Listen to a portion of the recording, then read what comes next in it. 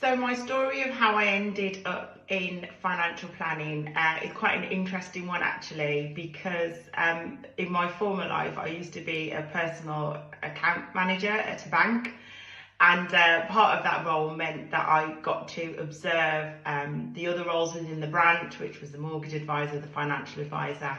And actually one day I observed our advisors meeting for that particular morning.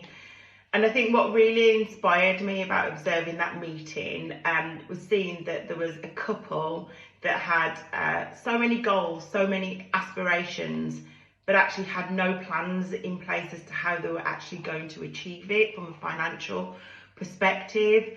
So what unfolded in that meeting was that that couple walked away being so much more clearer on how they were going to achieve those goals, and they had a really robust plan in place. And it was that real one-to-one interaction that really inspired me. That whole one-to-one sort of personal interaction is something that I enjoy anyway.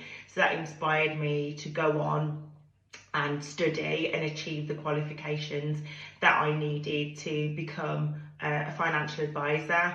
And sort of leading on from that, I decided that I needed to extend my technical knowledge even more, and a couple of years ago became a chartered financial planner. So career plans, they're massively important. Everyone has a strategy in business, and that's exactly the same approach that you should have with your career, because by having a career plan, what it does, it helps you to understand what your key skills are, what your attributes are, and what your interests are, and how those can be transferable into a particular role.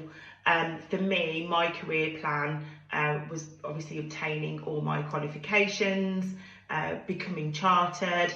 And then leading on from that, it was then for me about owning a business and building an empire and legacy for the benefit of my children.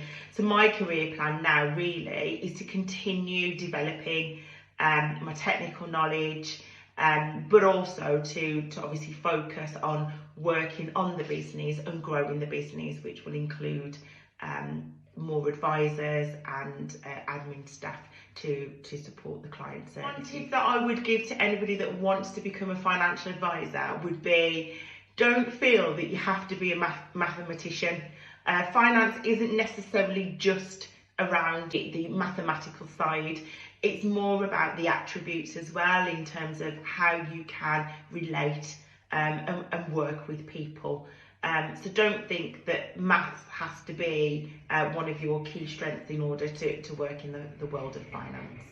My friend, I'm a big deal. Yeah, we're kind of important. For real. Oh yeah, I'm a big deal.